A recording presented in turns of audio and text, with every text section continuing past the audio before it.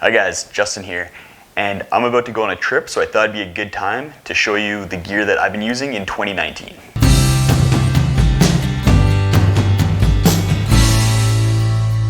Welcome back guys. So today I'm going to be going over those core items I bring on every trip, whether it's an overnighter or a week-long trip. There's a few other items that I call my sometimes items that I'll bring on trips depending on the conditions. It includes things like gaiters, micro spikes, a chair. I've done reviews on most of these items, so I'll link them all in the description below, so take a look at that if you want detailed reviews on things like my tent, the pack, or the quilt here, as well as a bunch of other items. First up, we're going to take a look at the pack. So I have here the REI Flash 55 pack. I've had this for 6 trips now. It's a new pack that REI released in 2019, and I've loved it so far. It holds everything that I need it to, is super light for a mainstream pack, and is pretty affordable as well. Next up, we have my tent. So this is the 3F UL Lanshan 1-person tent. When I'm going out with friends that I don't need to share a tent with, or I'm just going out on solo trips, the 1-person tent, I like to save that weight. So that's why I use this. And it is a trekking pole tent. So I have my trekking poles here. These are the carbon fiber corked Costco trekking poles.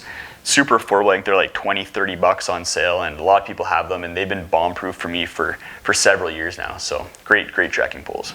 So with the tent, I use 9 stakes. I use 1 aluminum Y stake, 3 titanium B stakes, and 5 of these titanium shepherd hooks. And then to carry little miscellaneous things like my camera and other doodads, I use a tiny little MEC Fanny Pack that's been working out great for me. All right, on to my favorite thing, the sleep system. This year, I just revamped my entire sleep system, and I'm loving it. Gotta say, it's the most comfortable I've slept on the trail forever, and that's due to these 3 items right here. First up, we have the Thermarest Vesper -6 quilt. So this is a quilt that has a comfort rating of 0 degrees or freezing, and has been really good for me. I've taken it down to -4 with the down hoodie on, and it's been great. And it's nice and wide and has a lot of great features, and is widely available at any of your major retailers, which is why it was good for me while living in Canada. Underneath the quilt and underneath me, I have the Sea to Summit Etherlight XT. So this is a men's insulated size large. So it's 25 inches wide, 6.5 feet long, and has tons of space and is really comfortable. So this thing's 4 inches thick, which is really great if you're a side sleeper or bottom out on sleeping pads with your shoulder or hips. I haven't bottomed out on it at all, and it's a super comfortable sleeping pad. Huge effective area, and all around, if you're looking for comfort, the sleeping pad that I recommend. Next up, we have this weird looking pillow. So this is a Trekology pillow that I got off of Amazon with a foam topper, polyester topper with foam pieces inside that I glued on top, and this thing's been super comfortable. The Trekology is a great supportive pillow, really good baffling, and then the foam on top just is a cherry on top.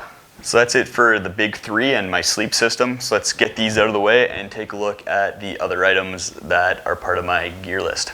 All right, so here we have a bunch of hydration and food stuff, and then little doodads, or ditties, as some people like to call them. So starting off with my hydration system, I take 2 1-liter Smartwater bottles, having a sports cap on one of them.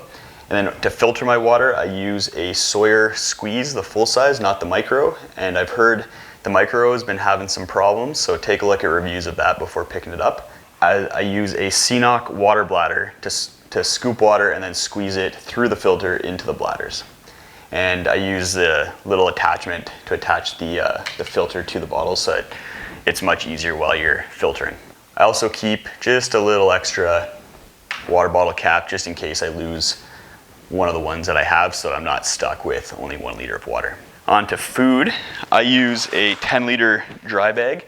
To cook the food, I use a Toque's 750 milliliter pot, and then as a stove, a BRS 3000 titanium stove that I just throw onto a canister.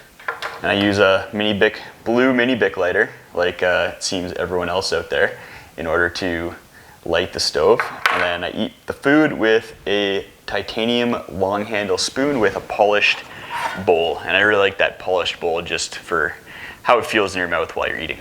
Moving across, we get to my first aid kit. So this is just a little first aid kit with some tape, some drugs, bandage and antiseptic, as well as a little plastic face mask with a one-way valve for CPR. Then we have toilet paper and soap for going to the washroom, and then a little bit of ditties like nighttime stuff, toothpaste, toothbrush, overnight drugs.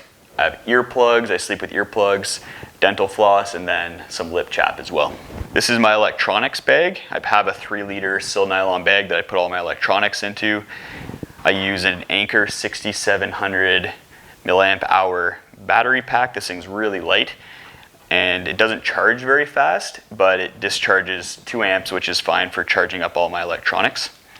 And then I also have a Garmin Fenix 5 Plus titanium watch that I bring on all my trips, and I have a little extra cord in order to charge that if I'm doing a whole bunch of GPS activity and don't have it in ultra track mode. And I love this watch. I wear it all the time to work, out to play, hiking, and it's an amazing watch. I'll do a review on it at some point in time. For my headlamp, like everyone else in the world, I use a Nitecore NU25. I haven't gotten around to changing the headband to get super ultralight, but it's a great little headlamp, super bright. And I always bring my Garmin InReach Mini with me. So this is 100 grams and provides SOS service as well as two-way communication. This thing is awesome.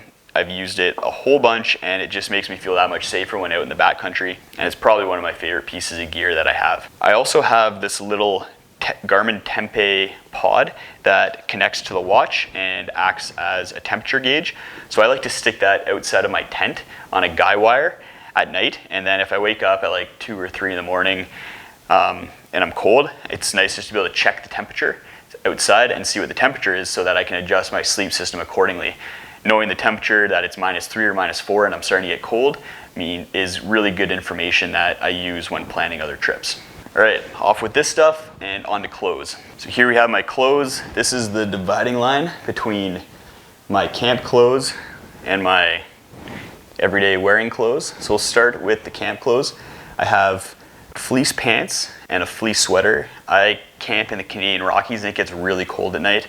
So having full fleece pants and sweater makes a really big difference for comfort at night and while around camp. I also have a merino wool short sleeve shirt. I think it's 150, as well as a merino wool hat and some merino wool nighttime socks. So this is what I wear at night. Keeps me really warm and is really comfortable. On to what I wear while I'm hiking. I use a Arc'teryx Elaho long sleeve shirt, and this is a nylon shirt. Super comfortable, quick drying, really light, but also has that long sleeve factor if you need some sun protection, and a collar. I like hiking in collared shirts just to keep the sun off my neck and to be a little bit fancier in the backcountry, you know? These are my purple Patagonia Baggies shorts. I cut the liners out because I don't like liners in my shorts. I like to wear boxer briefs, and for that I use Stanfield Air FX boxer briefs. Really comfortable, super lightweight. For socks, I've changed things up a little bit while hiking this year. I've been using Dissent, I think that's how you pronounce it, Dissent compression socks. So these are crew socks that have a little bit of compression to them. And I've been using these on a few trips, and I really wanted to take a look at them because I use the Dissent compression socks for skiing, and they made a huge difference when backcountry touring with foot swelling and overall blisters and comfort. I'm gonna put them through their paces this summer and we'll see how they stack up against kind of the darn tough staples. Then on my head and for sun protection, I use a Tilley Airflo Hat. This thing's great, got on the Tilley train this year. My friend Tilley Tom turned me on to these. They're a little bit warm compared to a cap, but really keeps the sun off your face and you get a little bit of that cowboy style with them. And also for sun protection, probably recognize these. These are my sunglasses. They're just Mountain Equipment Co-op sunglasses. They're about 30, 40 bucks. And just keep the sun on my eyes and help with eye protection. So that's all my clothes. I still have my jackets and footwear. So let's take a look at those. All right, so we got 2 jackets here. We got a Frog Togs emergency jacket, so a really thin rain jacket, also stops the wind from coming through, so good for warmth. But this is just a super ultralight jacket. I plan trips around the rain when I can, but if I'm uncertain of whether it's gonna rain, I'll bring this. And there is a heavier duty jacket that I bring if I'm doing any bushwhacking or I know it's gonna rain a lot. For warmth, and this is for around camp and while sleeping sometimes, I have the classic Mountain Hardwear Ghost Whisper hooded version. And this thing's been really warm, warmer than I expected it would be, especially for how little it weighs. So great jacket, the hype is real, and I'm really liking it. On my feet, I use the Ultra King MTs. So these are a little bit stiffer in the sole than Ultra Lone Peaks, and that's what I really like about them. And they have a bit of better tread and a Vibram sole that's a bit stickier on rocks and slippery surfaces. So I usually don't crush a ton of miles when I'm hiking, but I'm usually hiking in the mountains on a little bit more technical terrain. So I need something just a little bit sturdier with that good sole with tread and grippiness on it. So that's why I like these over the Lone Peaks. I have Lone Peaks as well, and if I'm doing something super cruisy, then I'll hop on those and go for a ride. So that's my gear for 2019, guys. If you have any questions, leave them in the comments below. I'm also gonna be posting a link to my sometimes items list, and we'll go over when I bring out things like gaiters or a chair and what scenarios I use those items. Like I said, I'll have reviews to all these items linked below in the description. Thanks for watching, guys, and we'll see you next time.